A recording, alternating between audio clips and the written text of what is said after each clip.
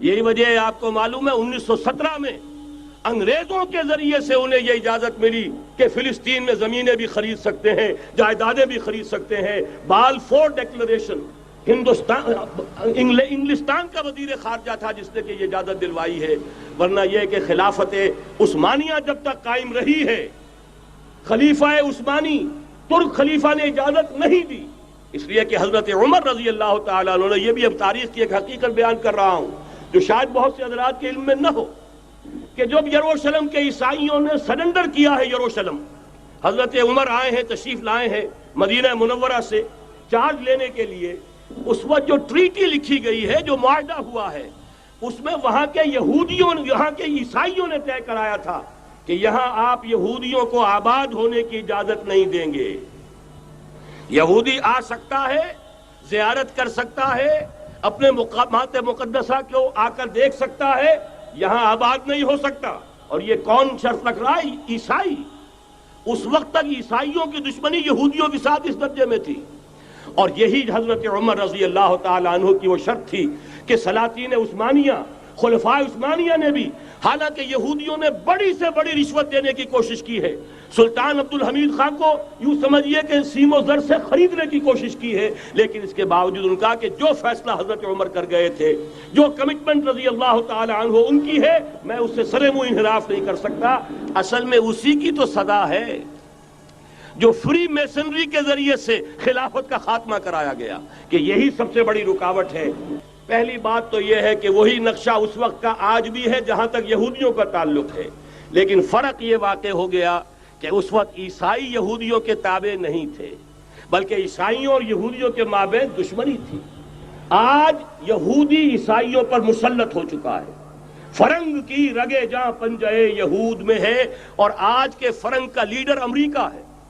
امریکہ کا صدر یوں سمجھیے کہ وہ ان یہودیوں کا غلام ہے، مجال نہیں کہ ان کی مرضی سے ادھر سے ادھر ہو جائے، اور اگر کوئی غلطی سے ادھر سے ادھر ہو جائے تو اس کا پتہ چاک ہو جائے گا۔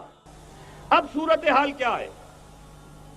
عیسائی دنیا، میں ایک بات بتا رہا تھا بیچ میں رہ گئی، کہ جہاں تک پروٹیسٹنٹ عیسائی تھے وہ تو پہلے ان کے ہاتھ میں تھے، حال ہی میں انہوں نے جو فتح حاصل کی ہے وہ کیتھولک عیسائیت کو بھی اپنے ہاتھ میں لے لیا ہے۔ چنانچہ پوپ صاحب نے فرمان جاری کر دیا ہے کہ ہمارے خداوند یسوع مسیح کے قتل کی ذمہ داری ان یہودیوں پر نہیں ہے، بری کر دیے گئے۔ 1900 برس کے بعد، بلکہ 2000 برس کے قریب ہو گئے، انہیں ایگزونریٹ کر دیا گیا، ایبسولو کر دیا گیا، ان پر ذمہ داری نہیں۔ نتیجہ یہ نکلا ہے کہ ابھی چند مہینے پہلے جو مذاکرات صلح کے ہو رہے تھے، جن میں یاسر عرفات بھی تھے اور یہ اسحاق رابین گیا ہوا تھا واشنگٹن، وہاں سے واپس آیا ہے تو روم میں رک کر پاپ آئے، روم سے ملاقات کر کے تشریف لائے ہیں، انہیں دعوت دی ہے کہ یروشلم آئیے، اور ویٹیکان نے تسلیم کر لیا ہے اسرائیل کو، اور ویٹیکان کا اب جو ہے ایک ایمبیسی، اس کا جو ہے سفارت خانہ وہ یروشلم میں بننے والا ہے، اور پوپ صاحب بھی وزٹ کرنے والے ہیں۔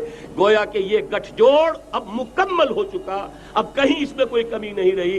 اس یونائٹڈ فورس کے ساتھ یہ نیو ورلڈ آرڈر اس وقت عالم اسلام پر حملہ آور ہے۔ فرش التراب يضمني۔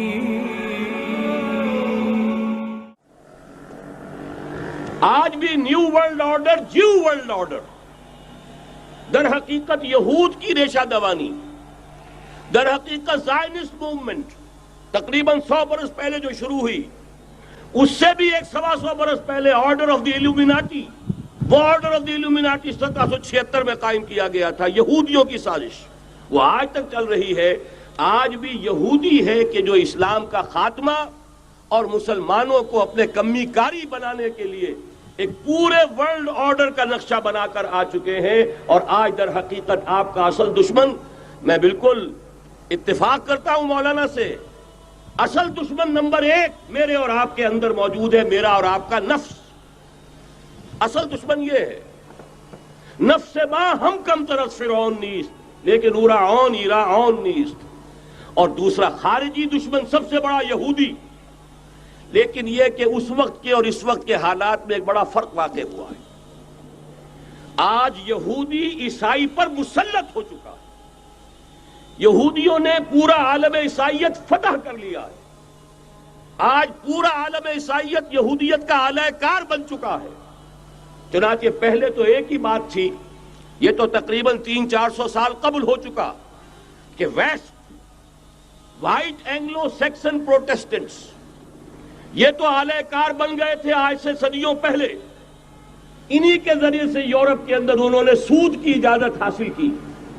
انہی کے ذریعے سے یہ ساری فحاشی اور یہ ساری عریانی کا جو بازار گرم کیا، یہ در حقیقت آزاد خیالی، لبرلزم، حریت فکر، حریت عمل. میں آزاد ہوں، میں ننگا جانا چاہتا ہوں بازار میں، آپ کون ہوتے روکنے والے؟ آپ اپنی آنکھیں بند کر لیں. ہم آزاد ہیں، ہم دو مرد ہیں، شادی کرنا چاہتے ہیں، شوہر اور بیوی کی حیثیت سے رہنا چاہتے ہیں، آپ کون اعتراض کرنے والے؟ یہ سارا یہود کی سازش. اور آپ کو معلوم ہونا چاہیے جب تک پوپ کا کنٹرول تھا یورپ پر، یعنی ابھی کیتھولک جو عیسائیت ہے وہ غالب تھی، اس وقت تک پورے یورپ میں سود حرام تھا، کہیں انٹرسٹ کا کاروبار نہیں ہو سکتا تھا. یہ پروٹیسٹنٹس کے ذریعے سے اس کی اجازت حاصل کی. نتیجہ یہ نکلا، علامہ اقبال شاعر مشرق اس صدی کے آغاز میں گیا تھا یورپ، اور وہاں جا کر اس نے دیکھ لیا تھا فرنگ کی رگے جہاں پنجے یہود میں ہے. معاشی اعتبار سے یہودیوں نے پورے یورپ کے اوپر اپنا تسلط قائم کر لیا تھا. اور یہ یہودی کون تھے؟ Rothschilds, Goldsmiths. بہرحال مجھے جو دوسری بات کہنی تھی وہ یہ کہ یریدون لیطفئوا نور اللہ بافواہہم اس وقت بھی یہودی تھا، آج بھی یہودی ہے. لیکن فرق یہ واقع ہوا ہے کہ اس وقت یہودی کے کنٹرول میں عیسائی نہیں تھے، بلکہ 1200 برس تک یہودیوں کے اوپر ظلم و ستم بلکہ ہوتا رہا عیسائیوں کے ہاتھوں. پورے یورپ میں پرسیکیوٹڈ تھے. انہیں اگر کہیں سہارا ملا مسلمانوں کے ذریعے سے اسپین میں ملا ہے.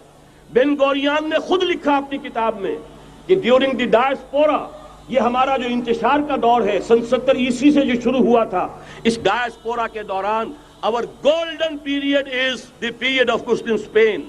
ہمارا سنہری دور وہی ہے جو مسلمان ہسپانیہ کا دور ہے. انہیں آرام ملا، انہیں پروٹیکشن ملی، انہیں عیش ملے، اور وہیں سے انہوں نے عیسائیت کے اندر نقب لگا کر اور وہاں سے اپنے راستے پیدا کیے. اور دوسرا کام یہ کیا، عیسائیوں کی عداوت کا رخ اپنی بجائے مسلمانوں کی طرف کر دیا. یہ ہے ہوشیاری، یہ ہے چالاکی. دشمنی تو ہے، اور دشمنی کے جذبات کو ادھر کے بجائے ادھر کر دو. انگریز کیا کر کے گیا تھا ہمارے ساتھ؟ یہ کشمیر کا مسئلہ کیوں پیدا ہوا؟ انگریز نے 200 برس یا کہیں 100 برس ہندوستان پر حکومت کی تھی، اور سابق حکمران کے خلاف نفرت ہوتی ہے. جب کوئی قوم آزاد ہوتی ہے اپنے سابق حکمرانوں کے خلاف نفرت ہوتی ہے. اس نفرت کو روکا کہ ان کی آپس میں نفرت کے لیے کشمیر کی ہڈی ڈال جاؤ، آپس میں لڑتے رہیں، ہمارے سے ہماری طرف دوستی کا ہاتھ وہ بھی بڑھائیں یہ بھی بڑھائیں. یہ بہت بڑی سازش تھی، ایسے ہی نہیں ہو گیا تھا. جان بوجھ کر مسئلہ پیدا کیا گیا کہ یہ پاکستانی بھی ہمارے دوست رہیں، کامن ویلتھ میں رہیں، یہ ہندوستان بھارت بھی ہمارا دوست رہے، کامن ویلتھ میں آپس میں لڑیں. دشمنی کا جتنا جذبہ ہے وہ آپس میں طے کر لیں، باقی ہمارے لیے دوستی ہی دوستی رہ جائے. بین ہی یہ کام یہود نے کیا. عیسائیوں کا جو کہ حضور کے زمانے میں اقربہم مودۃ للذین آمنوا، جو قریب ترین تھے محبت کے اعتبار سے، جن کے قرب کی ایک مثال یہ ہے کہ نجاشی رحمہ اللہ ایمان لے آئے، جن کے قرب کی ایک مثال یہ ہے وہ وفد آیا تھا عیسائیوں کا. وَإِذَا سَمِعُوا مَا أُنزِلَ إِلَى الرَّسُولِ تَرَىٰ أَعْيُنَهُمْ تَفِيضُ مِنَ الدَّمْعِ، جب انہوں نے قرآن سنا ان کے آنکھوں سے آنسوؤں کی ندیاں روانہ ہو گئیں. جن کی ایک مثال یہ کہ مقوقس شاہ مصر، اس نے حضور کے ایلچی کا اعزاز کیا تھا اور وہاں سے ہدیے بھیجے تھے. جن کے قریب ہونے کی ایک نشانی یہ ہے کہ ہرقل چاہتا تھا کہ مسلمان ہو جائے، لیکن بس یہ کہ وہ حکومت اور سلطنت پاؤں کی بیڑی بن کر پڑی رہ گئی. چاہتا تھا پوری سلطنت مسلمان ہو جائے، جیسے کبھی پوری سلطنت عیسائی ہو گئی تھی کانسٹنٹائن کے زمانے میں. یہ کام ہو نہیں سکا، محروم رہ گیا. اس قدر قریب تھے یہ نصارہ محمد الرسول اللہ والذین معہ کے. لیکن یہ کہ آپ کو معلوم ہے 10ویں صدی عیسوی کے بعد سے وہ نفرت کا دھارا صلیبی جنگوں کی شکل میں عالم اسلام پر ٹوٹ پڑا، اور اس کے بعد حال ہی میں جو فتح انہوں نے حاصل کی، نوٹ کر لیجئے کہ جہاں تک پروٹیسٹنٹ مذہب کا تعلق ہے وہ تو پہلے سے ان کی جیب میں تھا۔ یہ ویسٹ کا لفظ آپ نے پڑھا ہوگا اور اخبارات میں آتا رہا خلیج کی جنگ کے دوران۔ ویسٹ ایک تو کہتے ہیں یہ بھیڑ جو کاٹ جاتی ہے منہ سوج جاتا ہے، ایک یہ ویسٹ مخفف ہے، وائٹ اینگلو سیکسن پروٹیسٹنٹس۔ سب سے پہلے یہود نے انہیں شکار کیا، اپنا اعلی کار بنایا۔ یہی وجہ ہے آپ کو معلوم ہے 1917 میں انگریزوں کے ذریعے سے انہیں یہ اجازت ملی کہ فلسطین میں زمینیں بھی خرید سکتے ہیں، جائیدادیں بھی خرید سکتے ہیں۔ بالفور ڈیکلریشن انگلستان کا وزیر خارجہ تھا جس نے کہ یہ اجازت دلوائی ہے، ورنہ یہ کہ خلافت عثمانیہ جب تک قائم رہی ہے، خلیفہ عثمانی ترک خلیفہ نے اجازت نہیں دی۔ اس لیے کہ حضرت عمر رضی اللہ تعالیٰ عنہ نے، یہ بھی اب تاریخ کی ایک حقیقت بیان کر رہا ہوں جو شاید بہت سے حضرات کے علم میں نہ ہو، کہ جب یروشلم کے عیسائیوں نے سرنڈر کیا ہے یروشلم، حضرت عمر آئے ہیں، تشریف لائے ہیں مدینہ منورہ سے چارج لینے کے لیے، اس وقت جو ٹریٹی لکھی گئی ہے، جو معاہدہ ہوا ہے، اس میں وہاں کے یہودیوں، یہاں کے عیسائیوں نے طے کرایا تھا کہ یہاں آپ یہودیوں کو آباد ہونے کی اجازت نہیں دیں گے۔ یہودی آ سکتا ہے، زیارت کر سکتا ہے، اپنے مقامات مقدسہ کو آ کر دیکھ سکتا ہے، یہاں آباد نہیں ہو سکتا۔ اور یہ کون شرط رکھ رہا ہے؟ عیسائی۔ اس وقت تک عیسائیوں کی دشمنی یہودیوں کے ساتھ اس درجے میں تھی، اور یہی حضرت عمر رضی اللہ تعالیٰ عنہ کی وہ شرط تھی کہ سلاطین عثمانیہ، خلفائے عثمانیہ نے بھی، حالانکہ یہودیوں نے بڑی سے بڑی رشوت دینے کی کوشش کی ہے، سلطان عبدالحمید خان کو یوں سمجھیے کہ سیم و زر سے خریدنے کی کوشش کی ہے، لیکن اس کے باوجود ان کا کہ جو فیصلہ حضرت عمر کر گئے تھے، جو کمٹمنٹ رضی اللہ تعالی عنہ ان کی ہے، میں اس سے سرے منہ انحراف نہیں کر سکتا۔ اصل میں اسی کی تو صدا ہے جو فری میسنری کے ذریعے سے خلافت کا خاتمہ کرایا گیا، کہ یہی سب سے بڑی رکاوٹ ہے۔ اگر خلافت ختم نہ ہوتی اور اگر کہیں جہاد کا اعلان خلیفہ عثمانی کی طرف سے ہو گیا ہوتا تو یہ کہی تھی بات، جب حضرت شیخ الہند رحمۃ اللہ علیہ جب یہ اسیری میں تھے مالٹا میں، تو وہاں کا انگریز کمانڈنٹ، اس نے چونکہ وہ کچھ مرید ہو گیا تھا یا کم سے کم عقیدت مند ہو گیا تھا، ایک روز حضرت شیخ الہند نے ان سے سوال کیا اس شخص سے کہ آپ لوگ ہماری خلافت کے پیچھے کیوں پڑے ہوئے؟ یہ تو بیمار تم خود کہتے ہو، یورپ کا مرد بیمار ترکی، آپ کو کیا ڈر ہے اس سے؟ آپ کیوں اس بیچاری خلافت کے در پہ ہیں؟ اس شخص نے جواب دیا تھا، مولانا اتنے بھول پن کے ساتھ بات نہ کیجئے، ہم بھی جانتے ہیں، آپ بھی جانتے ہیں، اگر کہیں خلافت عثمانیہ کی طرف سے جہاد کا اعلان ہو گیا تو پورے عالم اسلام سے لاکھوں مسلمان اپنے سروں سے کفن باندھ کر نکل آئیں گے۔ آج اس گئے گزرے دور میں بھی اس کمزور اور یوں سمجھیے کہ نام نہاد خلافت کے اندر اتنی جان ہے، اتنی طاقت ہے، لہذا اس کو ختم کیا گیا، اور ختم کرایا گیا کن کے ذریعے سے؟ وہ جو مسلمان کہلاتے ہیں تھے فری میسن، مصطفیٰ کمال پاشا فری میسن، اور اس کے ذریعے سے انہوں نے سارے کام جو کروائے وہ در حقیقت اپنی سازشوں کے ذریعے سے اور مسلمانوں کو استعمال کر کے کروائے۔ بہرحال بات لمبی ہو رہی ہے۔ پہلی بات تو یہ ہے کہ وہی نقشہ اس وقت کا آج بھی ہے جہاں تک یہودیوں کا تعلق ہے، لیکن فرق یہ واقع ہو گیا کہ اس وقت عیسائی یہودیوں کے تابع نہیں تھے، بلکہ عیسائیوں اور یہودیوں کے مابین دشمنی تھی۔ آج یہودی عیسائیوں پر مسلط ہو چکا ہے، فرنگ کی رگے جاں پنجے یہود میں ہے، اور آج کے فرنگ کا لیڈر امریکہ ہے۔ امریکہ کا صدر یوں سمجھیے کہ وہ ان یہودیوں کا غلام ہے، مجال نہیں کہ ان کی مرضی سے ادھر سے ادھر ہو جائے، اور اگر کوئی غلطی سے ادھر سے ادھر ہو جائے تو اس کا پتہ چاک ہو جائے گا۔ آپ دیکھیے کیا حشر ہوا ہے بش کا، حالانکہ بہت بڑا ہیرو بن کر نکلا تھا گلف وار سے، لیکن ذرا سا ایک بیان دے دیا تھا کہ جو اسرائیل کو پسند نہیں آیا، تو جو الیکشن میں چاروں شانے چت ہوا ہے اس کا جو حشر ہوا ہے وہ دیکھ لیجئے۔ تو پہلی بات تو یہ سمجھ لیجئے کہ آج بھی یہودی، یہ نیو ورلڈ آرڈر ہے، نیو ورلڈ آرڈر، اور اس میں عیسائی دنیا اس کی اعلی کار ہے۔